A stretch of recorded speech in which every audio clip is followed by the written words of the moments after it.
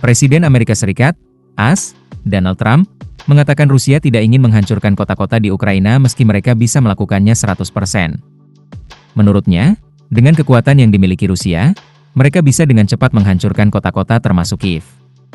Jika mereka, Rusia, ingin melakukannya 100%, maka itu mungkin akan terjadi dengan sangat cepat, kata Donald Trump kepada wartawan dalam konferensi pers pada Selasa, 18 Februari 2025, mengomentari kehancuran yang dialami Ukraina.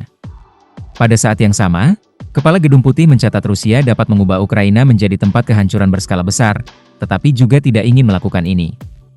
Sikap AS terhadap perang Rusia-Ukraina mulai berubah setelah Donald Trump kembali ke Gedung Putih.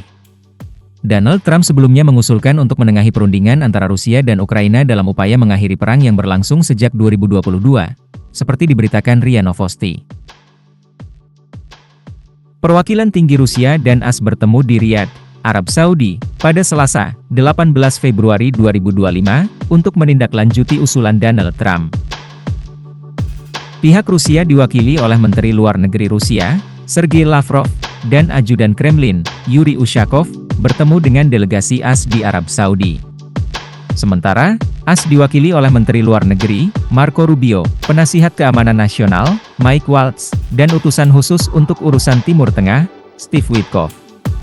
Delegasi AS dan Rusia, selama pertemuan di Riyadh, sepakat untuk mengatasi hal-hal yang mengganggu hubungan bilateral dan terus berupaya mempersiapkan pembicaraan mengenai perang Rusia melawan Ukraina.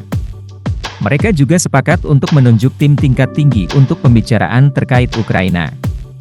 Koresponden Gedung Putih Fox News, Jacqui Heinrich, melaporkan AS dan Rusia sedang membahas rencana perdamaian 3 fase untuk Ukraina, yang mencakup gencatan senjata, pemilihan umum di Ukraina, dan akhirnya penandatanganan perjanjian akhir.